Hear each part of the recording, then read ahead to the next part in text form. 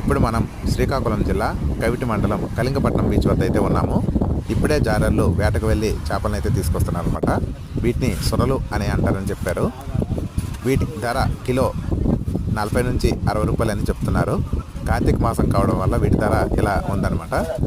అదే నార్మల్ డేస్లో అయితే మాత్రం కిలో 120 నుంచి 150 రూపాయలు అయితే పలుకుతుంది. మీలో ఎంతమందికి చేపలు అంటే ఇష్టమో కామెంట్ సెక్షన్లో కామెంట్ చేయండి.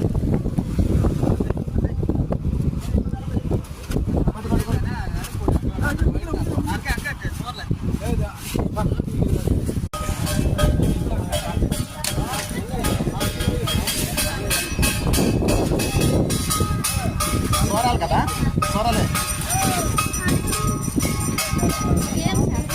సోరాలు